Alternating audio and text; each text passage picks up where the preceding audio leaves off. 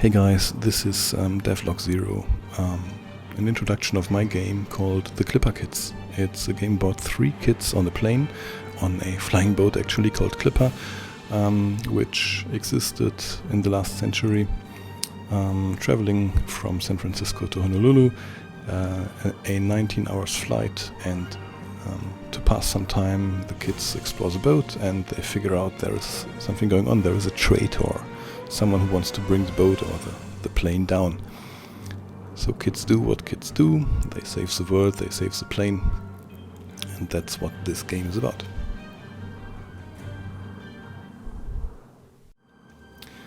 So the first system that I built when I started this was the player switching system, because you're not just playing one character, you're playing 3 different characters, and you can switch by using either the buttons on the top left, or you can use the keyboard, because most of the game is actually played with keyboard.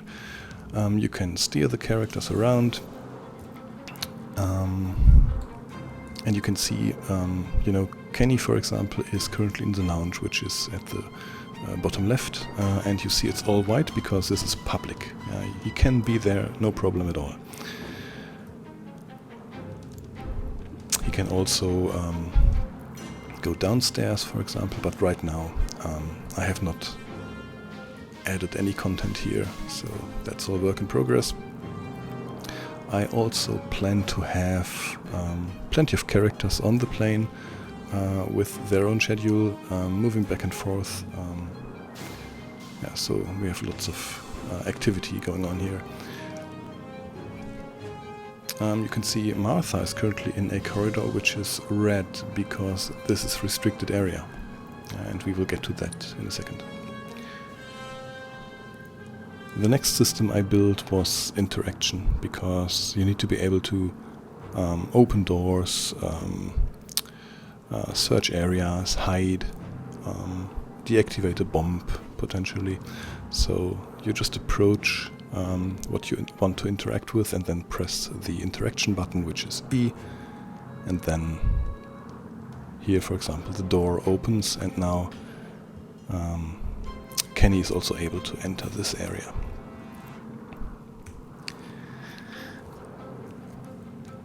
The next thing I built was an X-ray system, if you want to call it like that. Because if you enter one of the rooms in the background, then you need to see what's in there, right? So what I did is I basically modeled a separate set of walls, simply using ProBuilder and their Boolean CSG features. So whenever I enter another room, a couple of triggers are executed, and then just replace wall elements. Pretty straightforward. The next thing I built was a perception system, because obviously if staff sees you here in this restricted area, something needs to happen. And what actually happens is nothing. So that's kind of an MVP. So staff detects us in this forbidden area. We get called out a couple of times, and if we don't do anything, if we don't leave, if we don't hide, then we actually get detained.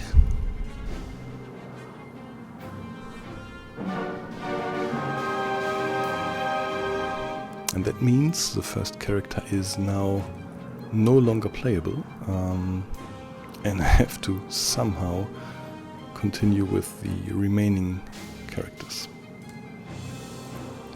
I'm considering whether these characters would be able to release the detained character or not. Just like rescuing your friend from the dungeon in Maniac Mansion. But I'm not sure about that yet. Let's see how far I get. Just a couple of words on the tools used, maybe. I'm using Game Creator 1. I got this on sale a couple of weeks ago. Never tried it so far, and I thought, okay, let's give it a try. Works pretty well. Using plenty of triggers and actions, which are like the main elements of Game Creator. And yeah, what else? Let's have a look. So in my main game scene, which is the Clipper scene, you can see this is my main the model so far. Yeah, I have already prepared or moved around a couple of things. I started with the bunker from Apocalypse originally, and then gradually included stuff from the different packs. For example, these doors are from the new Casino pack. I believe these walls are from what is it? Ancient Empire, with the texture from Nightclubs, if I'm not mistaken.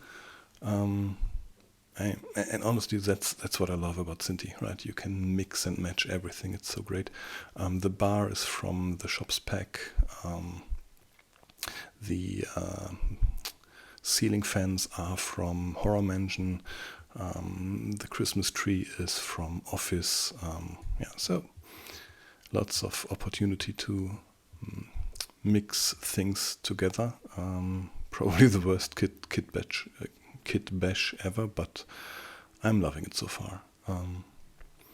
So I aim to have basically a first class area, a second class area, maybe a little gambling casino area in the middle of the plane. And I plan to have plenty of surprises, but of course it's all a matter of time, and I don't know how far and how much I will get done. I have a stage with all the geometry and props and walls, and I have a basically trigger on scene start where I activate the first player. I do have my players here.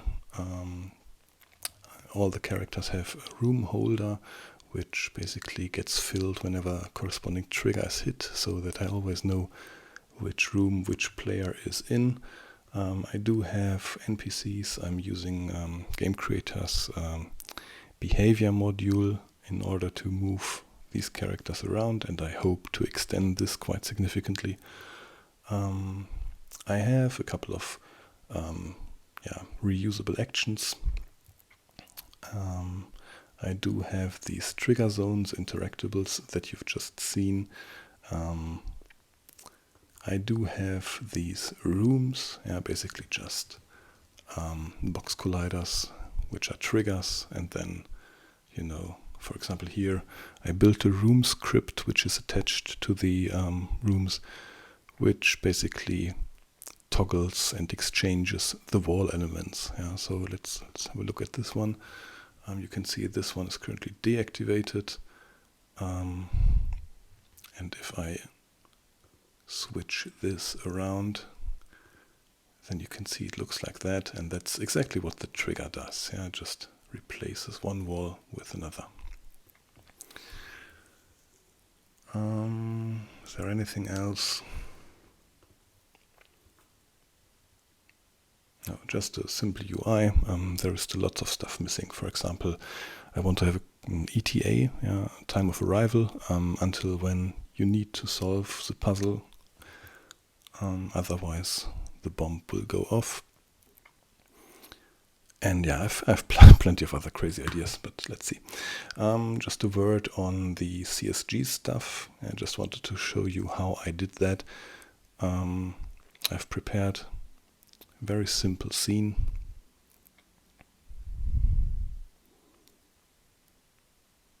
And I love Unity for that, honestly. So 21.3.24 keeps crashing like crazy. Don't use that. Alright, so just to show what I did to cut away parts of the wall, I took the original prefab from Synty. I added a cube around the area that I want to cut away, and then I activated ProBuilder's experimental features just to show you where that happens. It's in the settings, and then you go to ProBuilder, and then there is the checkbox experimental features enabled. You need to tick this, and then you actually get a new option for ProBuilder, which is experimental Boolean CSG tool. Then you can drag the meshes in here. Oh, one more thing, you need to ProBuilderize the meshes first. So this one I just inserted, so I have to ProBuilderize it. The cube is already ProBuilderized, and now I can drag one mesh here, the other mesh here, and now I can change the operation to subtraction, meaning I will subtract the cube from the wall. And if we click apply and close this window, then we can see there is a new game object created, and this is what's left of the original wall. Now the mesh isn't super optimized. That's one of the weak points of ProBuilder, or maybe CSG in general, I don't know. But it's good enough for my game. I don't display many of them at once, so it's perfectly fine. I don't worry about that. Alright, then that's it for the first devlog. I hope you enjoyed. Talk to you soon.